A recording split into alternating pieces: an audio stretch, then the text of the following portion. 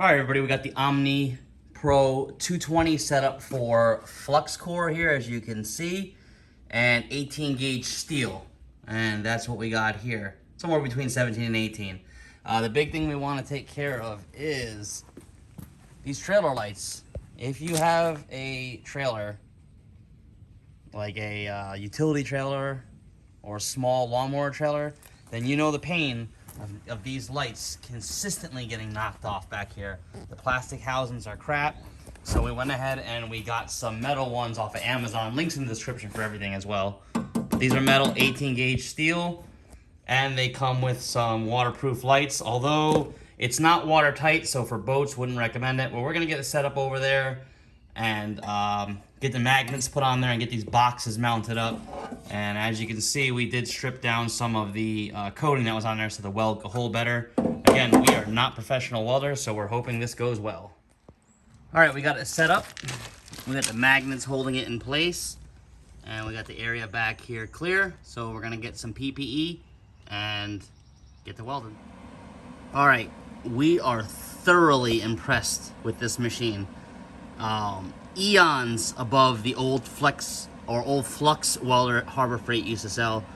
We preset it up for what the presets were, and like I said, we are not welders. This is really the first longest type of bead weld we've laid continuously. It's not perfect, but man, this thing is strong. It is on there. It is not, it's still kind of hot, but it's not moving at all. There's no more flex in this. You can't do anything with this.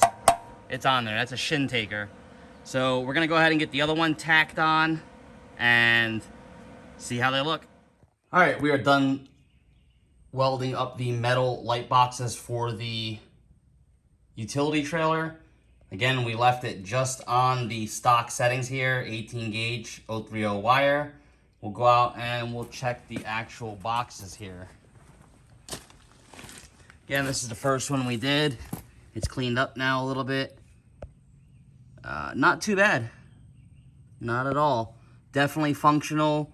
It's not a structural weld, but this thing is on there hard. Like, this would take out your shin for sure. So I gotta watch out for that. But if we look inside here, excellent penetration. You can see it come through, which means that it did fuse the metal together. And we'll go over and we'll check out the other side now as well. Again, first time running some serious beads to weld. Not that bad at all, we don't think. Again, this side's solid too, just as solid. Metal's still hot. And again, total penetration through there on the setting that they suggested. So yeah, if you pick up this Vulcan welder, it'll lay good welds, even if you don't know how to weld, because we do not know how to weld that well. All we did was the little cursive E, and it flowed through well. So we're gonna paint it up and then see how it looks. All right, we finished up the light installation, everything but the wiring, which we'll worry about at a later date. But as you can see, these are nice, solid metal lights. They're not going anywhere. They're not gonna break off again. And after painting the weld, it looks pretty good. Nice and beefy, everything's strong. Couple little porosity holes, nothing big though. Again, this was flux core, so we weren't expecting the world from it, but it did do an excellent job for what it is. And here's the other side. And again, the welds are not bad, in our opinion.